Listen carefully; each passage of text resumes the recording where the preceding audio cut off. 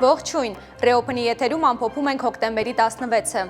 Հայաստանում չկա եւ չի կարող լինել այլ նախագիծ, բացի խաղաղության խաչմերուկ նախագծից եւ թրիփ երթուղուց։ Փաշինյանն է հայտարարել ճեպազրույցի ժամանակ, նշելով, որ պետք է հենվել գրավոր փաստաթղթերի վրա։ Նա նաեւ նշել է, որ գոհ է Կոպենհագենում Ալիևի հետ քննարկումներից։ Արագածոտնի թեմի առաջնորդ եպիսկոպոս Մկրտիչ Պրոշյանը դատարանի որոշմամբ 2 ամսով ազատազրկվել է։ Նա տեղափոխվել է ուղիչ հիմնարկ, որտեղ այցելությունները կսահմանափակվեն։ Նույն թեմի քահանա Հայր Գարեգին Արսենյանը նույնպես 1 ամսով ազատազրկվել է։ Եպիսկոպոսը մեղադրվում է մեկ այլ քահանայի ցույցի մասնակցելու հարկադրության մեջ։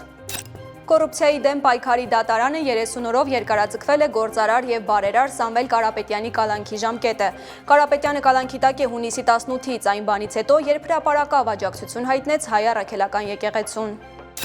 Հեռախոսազրույցի ժամանակ Թուրքիայի նախագահը ցավակցություն է հայտնել arczepiskopos Սահակ Մաշալյանին հոր Հակոբյան Մաշալյանի մահվան կապակցությամբ։ Ջոն Քենեդու սպանության չբացահայտված գործում անսպասելի զարգացում է տեղի ունեցել։ Միացյալ Նահանգներում Ռուսաստանի դեսպան կոնգրեսական Աննա Պաուլինա Լունային է փոխանցել Խորհրդային Միության գաղտնազերծված արխիվային փաստաթղթերը կապված սպանության հետ։ Թուրքական Գալաթասարայի թիմը հետաքրքրված է Էդուարդ Սպերցյանով։ Գլխավոր մարզիչ Օքան Բուրուկը Կրասնոդարի ավագին դիտարկում է որպես հարձակողական կիսապաշտպան։ Տրանսֆերմարկետը Սպերցյանին գնահատում է 25 միլիոն եվրո։ Այսօրվա նորություններին ավելի մանրամասն կարող եք ծանոթանալ հետևելով մեր լրատվական թողարկումներին։ Ես Մերի Դանիելյանն եմ։ Մինչև վաղը։